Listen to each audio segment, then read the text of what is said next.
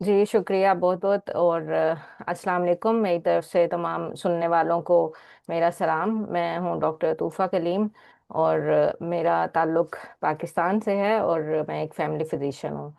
जी, आज हमारा प्रोग्राम उन सब लोगों के लिए है जो डेनमार्क में रहते हैं और हेल्थ सिस्टम के बारे में हम बात करेंगे उन लोगों के लिए जो हेल्थ सिस्टम से सही फ़ायदा नहीं उठा सकते या हेल्थ सिस्टम के बारे में थोड़ा कन्फ्यूज़ हैं और जानना चाहते हैं। तो अगर तो आप लोग पाकिस्तानी हैं या इंडिया से ताल्लुक़ रखते हैं या आप उर्दू और हिंदी समझते हैं तो ये प्रोग्राम आप सब के लिए है।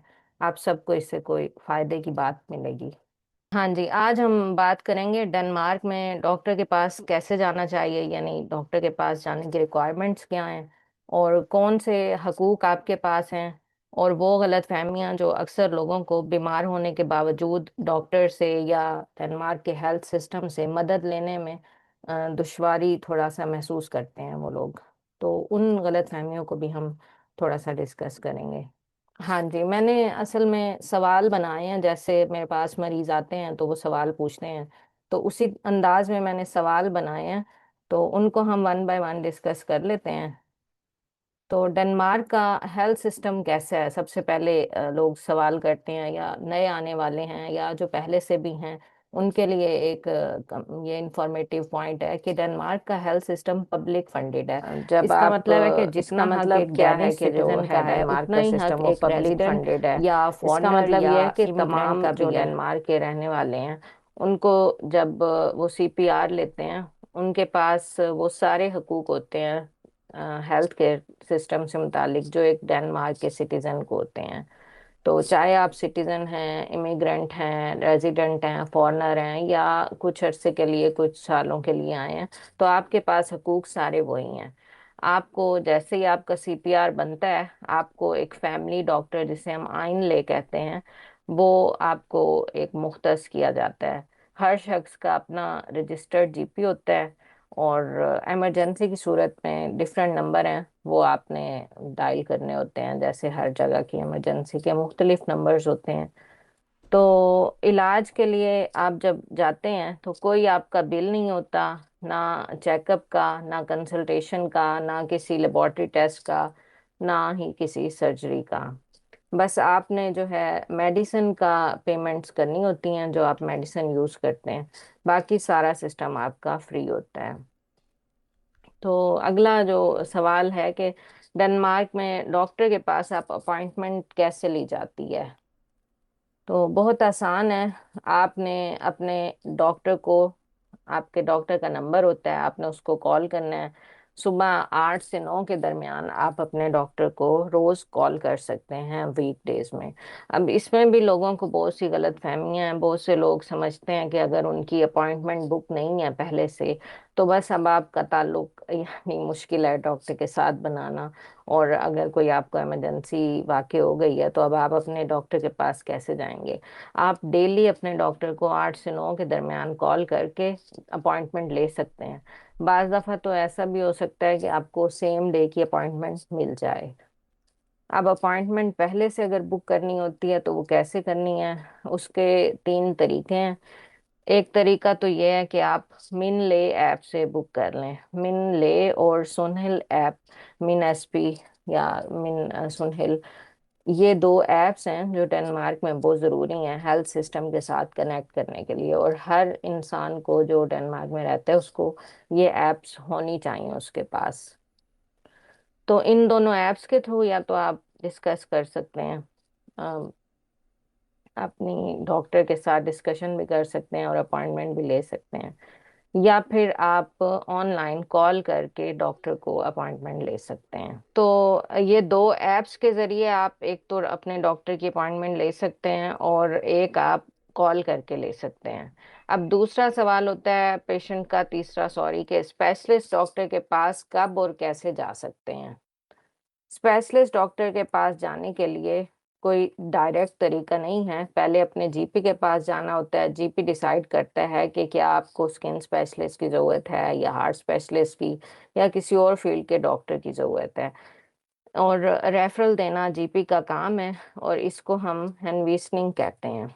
अब इसमें एक और बात मैं पॉइंट आउट करना चाहती हूँ कि बहुत से मरीजों को ये बात नहीं पता होती कि दो ऐसे स्पेशलिस्ट डॉक्टर्स हैं जिनके पास आपको हनवीसनिंग की जरूरत नहीं होती जाने के लिए। एक आई स्पेशलिस्ट और एक ईएनटी या ईयर नोज थ्रोट का जो डॉक्टर होता है, नाक कान गले का डॉक्टर, इनके पास आपको हनवीसनिंग की जरूरत नहीं होती। आप डायरेक्ट भी डॉक्टर के पास, स्पेशलिस्ट के पास टाइम बुक करके जा सकते हैं।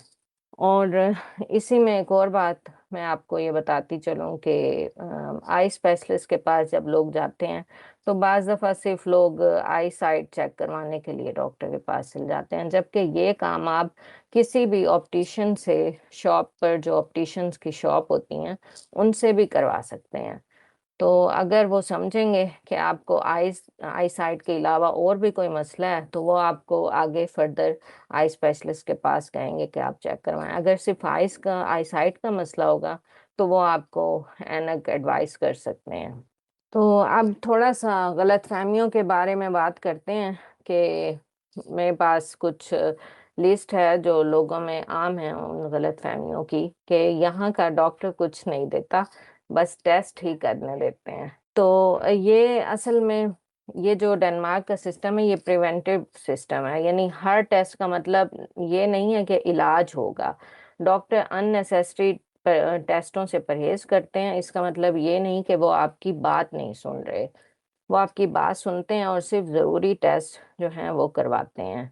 अब लोग समझते हैं कि सिर्फ डॉक्टर के पास तभी जाएं जब आपको बुखार है या बहुत ज़्यादा इमरजेंसी है, तब आप जाएं। ऐसा नहीं है। अगर आपको कोई क्रोनिक इशू है, कोई क्रोनिक डिजीज़ है जो कि लंबे अरसे की एक डिजीज़ होती है, जैसे डायबिटीज़ है या आपको जोड़ों का दर्द मुसलसल रहता है, तो आप फॉलो अप के लिए डॉक्टर के पास अपनी अपॉइंटमेंट बुक कर सकते हैं। जैसे बैक पेन, एंजाइटी या स्टमक इश्यूज हैं तो आप ज़रूर जा सकते हैं, फॉलो अप कर सकते हैं। उसके लिए ज़रूरी नहीं कि आपको एक अलग से एक्यूट प्रॉब्लम होगा तो आप जाएंगे, और आप अपने टेस्ट फॉलो अप के या कंट्रोल टेस्ट करवा सकते हैं। अब एंटीबायोटिक हर चीज़ का इलाज है। हम लोग पाकिस्तान से ताल्लुक़ रखते हैं, तो बहुत से लोग जो हैं वो इंडिया से भी इवन काफ़ी पेशेंट्स होते हैं जो एंटीबायोटिक लाजमी लेना चाहते हैं। ऐसा नहीं है। अगर आपको क्रोनिक इशू है, जैसे कि अम, जैसे मैंने आपको पहले बताया डायबिटीज वगैरह, तो उनमें एंटीबायोटिक का कोई रोल नहीं है। बहुत बड़ी गलतफहमी यह है कि एंटीबायोटिक्स हर चीज़ का इलाज है। डेनमार्क में एंटीबायोटिक का मिस यूज नहीं होता, इसलिए इन्फेक्शन जो है वो रेजिस्टेंट नहीं बनते। हर फीवर एंटीबायोटिक से ट्रीट नहीं होता। बाज़ औक़ात सिर्फ वायरल इन्फेक्शन होते हैं, और वो चाहे आप एंटीबायोटिक लें या ना लें वो अपना वक्त पूरा करके ही जाते हैं। इसलिए, और यही वजह है कि आपको इतनी आसानी से एंटीबायोटिक्स नहीं दी जाती जब तक ये कंफर्म ना हो जाए कि आपको बैक्टीरियल इन्फेक्शन है। क्यों? क्योंकि अगर आप एंटीबायोटिक लेंगे तो आपका जो बार बार एंटीबायोटिक लेने से आपका जो जरासीम बैक्टीरिया है वो रेजिस्टेंट हो जाएगा, यानी एक अगर आप ले रहे हैं उसके खिलाफ वो कुव्वत मुदाफ़ियत डिवेलप कर लेगा। फिर नेक्स्ट टाइम जब आप लेंगे उसके ऊपर उसका असर नहीं होगा, फिर आपको उससे स्ट्रॉन्ग या उससे हायर क्लास की एंटीबायोटिक देनी पड़ेगी। और एट द एंड आपको ये दे देकर वो आपका जो बैक्टीरियाज होंगे वो इतना रेजिस्टेंट हो जाएंगे कि आपकी कोई एंटीबायोटिक काम नहीं करेगी। तो इसलिए एंटीबायोटिक का मिसयूज जो है वो हम कहते हैं कि कम से कम हो, मिसयूज ना हो, और जो ज़रूरत की है एंटीबायोटिक वही दी जाए। तो आपके हेल्थ हकूक क्या हैं, थोड़ी सी इस बारे में बात करते हैं कि आपको उर्दू या हिंदी ट्रांसलेटर का हक हासिल है, यानी ये फ्री होता है। पहले 3 साल से कम अरसे में अगर आप यहाँ रहे हैं तो आपको ये हक हासिल है कि आप फ्री टॉक जिसे कहते हैं वो अप्लाई कर सकते हैं और वो लेकर जा सकते हैं। हाँ, मगर आप 3 साल से ज़्यादा अगर आप रह रहे हैं और आपने डैनिश नहीं सीखी तो फिर आपको फ्री नहीं मिलेगा, फिर आपको टॉक के पेमेंट करनी पड़ती है। दूसरा एक हक जो आपको हासिल होता है कि आप अपने जीपी को चेंज भी कर सकते हैं। अगर आप सेटिस्फाई नहीं है अपनी जीपी से, या कोई और इशू है, या दूर है, या कोई भी वजह है जिससे आप चाहते हैं कि हमारा जो रजिस्टर्ड डॉक्टर है वो शिफ्ट करें हम, तो आप कोई और डॉक्टर चूज कर सकते हैं। और आप सेकंड ओपिनियन भी ले सकते हैं अगर आप कोई रिपोर्ट किसी और डॉक्टर को दिखाना चाहें, या रिजल्ट या किसी एडवाइस पे आपको डाउट हो, तो दूसरे डॉक्टर से आप ओपिनियन ले सकते हैं। और एल्डरली पेशेंट या जो क्रोनिक पेशेंट्स होते हैं उनका कैसा यहाँ ख्याल किया जाता है। और एल्डरली यानी कि जो बूढ़े लोग, बूढ़े अफराद हैं, उनकी यहाँ पर किस तरह से केयर की जाती है। आप कम्यून से यम हेल्प ले सकते हैं, यानी यम हेल्प जो कि घर की मदद है, उसके लिए अप्लाई कर सकते हैं। उसमें ये होता है कि आपको होम नर्स असाइन की जाती है, जो कि आपके बीपी चेक, इंजेक्शन्स और मेडिकेशन मॉनिटरिंग के लिए आती हैं। उसके अलावा आप फिजियोथेरेपी भी जीपी के रेफरल से आपको फ्री मिल सकती है क्रोनिक पेशेंट्स या एल्डरली पेशेंट्स को। तो आपको कभी जो मैंने एप्स का जिक्र किया, वो एप्स जो हैं उनको आप सीखें। अगर आप डेनमार्क में रहते हैं या न्यू आए हैं या पहले से भी हैं, तो आप इसमें आसानी महसूस करेंगे, क्योंकि बार बार आपको डॉक्टर के पास जाना नहीं पड़ेगा। आप वहाँ से अपनी मेडिसिन भी रिन्यू कर सकते हैं। और इस पे मेरी एक यूट्यूब पे वीडियो भी है जो आप देख सकते हैं कि इन ऐप्स को आपने कैसे इस्तेमाल करना है। तो अगर आपको भी कोई डॉक्टर से मुतालिक कोई सवालात पूछने हों या कोई डाउट्स हों हेल्थ केयर सिस्टम के बारे में, तो आप हमारी इसी सेशन में सवाल कर सकते हैं। इस रेडियो स्टेशन के तवज्जुद से आप हमें सवाल पूछ सकते हैं और इंशाल्लाह हम आपके डाउट्स क्लियर करेंगे। ये था बस आज छोटा सा हेल्थ केयर सिस्टम के बारे में इंट्रोडक्शन। तो अगर आपके जहन में कोई सवाल हो राजा साहब, तो आप भी डॉक्टर साहब बात कर आपने सकते हैं। बड़ा अच्छा किया, बताया स्टेप बाय स्टेप बताया। क्योंकि हमारे लोग चाहते हैं जब भी कोई बीमार होता है तो कहते हैं सीधे हम डॉक्टर के पास जाएं, आज ही हमें टाइम मिल जाए ताकि हम अपना जो है दिखा के अपनी जो है रिसिप्ट लेकर रसीद लेके तो जाएं और दवाई लेकर घर आ जाए। तो ये हम्म। सिस्टम जिस तरह आपने ऐप के बारे में बताया, तो ये आपकी वीडियो इन्हें देखनी चाहिए।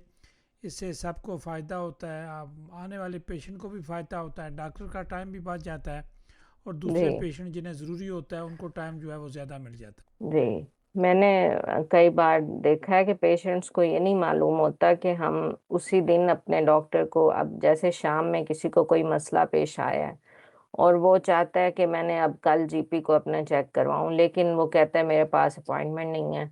तो आप सुबह सुबह अगर 8 से 9 के दरमियान ना, हर जीपी का कॉल टाइम होता है जिसमें उसने सारे मरीजों की कॉल रिसीव करनी होती हैं। और अगर फिर वो आपसे पूछते हैं आपके मसले के मुतालिक, और अगर वो समझते हैं कि ये अर्जेंटली डील होने वाला है मसला, तो वो अक्सर आपको उसी दिन बुला लेते हैं। तो आपको बजाय इसके कि वेट करना पड़े, आप कॉल करें। कॉल पे थोड़ा सा आपको वेट करना पड़ सकता है क्योंकि कॉल वेटिंग पर जाती है, और फिर लेकिन आपकी बात हो जाती है अपने जीपी से।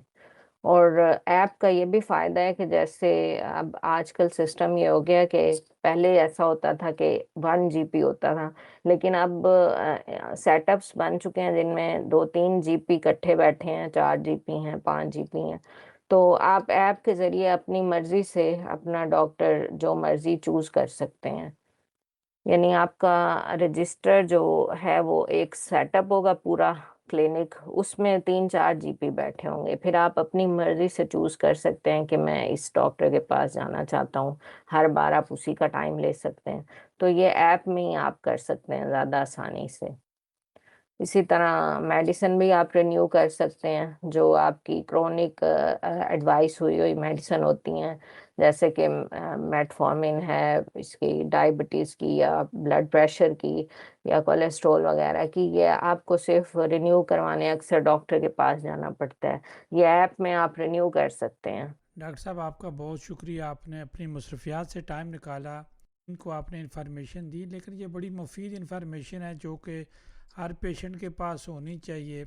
आज के लिए आपका बहुत शुक्रिया। इंशाल्लाह आपसे अगला थोड़ा तफसीली प्रोग्राम बनाएंगे। जी इंशाल्लाह। और आप भी मुझे बता सकते हैं आप किस टॉपिक पर सुनना चाहते हैं, कोई सजेस्ट कर सकते हैं। व्यूअर्स भी हमारे सामीन जो हैं वो भी अपना राय दे सकते हैं कि वो डेनमार्क के हेल्थ केयर सिस्टम से या वैसे हेल्थ से रिलेटेड उनके कोई डाउट्स हों या शक व शुबहात हों तो वो सुनना चाहते हैं मशवरा, तो हमें आप लिख सकते हैं कमेंट्स में। डॉक्टर साहब आपका बहुत शुक्रिया, इंशाल्लाह आपसे रब्ता रहेगा। इंशाल्लाह। Thank you so much. Take care. अल्लाह हाफिज।